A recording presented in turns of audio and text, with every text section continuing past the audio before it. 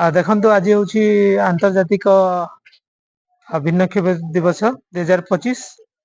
ଏହି ଉପଲକ୍ଷେ ଆମର ଏକତା ଅନୁଷ୍ଠାନ ଗୋଟେ କାର୍ଯ୍ୟକ୍ରମ କରିଥିଲେ ଆଉ ସେଠାରେ ଅତିଥି ହିସାବରେ ମୋତେ ଡାକିଥିଲେ। ମୁଁ ପ୍ରଥମେ ଏକତା ସଂଗଠନକୁ ଧନ୍ୟବାଦ ଦଉଛି ଅତିଥି ହିସାବରେ ଡାକିଥିବାରୁ।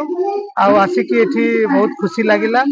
ଆମ ଗହଣରେ ବିଭିନ୍ନ ପ୍ରକାର ଅନଗ୍ରସରତା ଏବଂ ମାନସିକ ଦୁର୍ବଳତା ଥିବା ଛୁଆ ପିଲାମାନେ ଓ ଲୋକମାନେ ସେମାନେ ଜଡ଼ିତ ହେଇଯାଇଥିଲେ। ସେମାନଙ୍କ ସହିତ ଭେଟିକି ମୋତେ ବହୁତ ଖୁସି ଲାଗିଲା ଆଉ ମୁଁ ଆନ୍ତରିକ ସହିତ ଧନ୍ୟବାଦ ଦଉଛି ଏହି ଅନୁଷ୍ଠାନକୁ, ଯିଏକି ନିଜର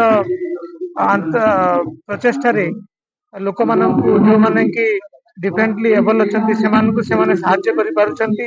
ସେମାନଙ୍କୁ ସମାଜର ମୁଖ୍ୟ ସ୍ରୋତରେ ସାମିଲ କରିବା ପାଇଁ ସେମାନେ ସତ ଚେଷ୍ଟା କରୁଛନ୍ତି। ସେମାନଙ୍କୁ ବହୁତ ବହୁତ ଧନ୍ୟବାଦ।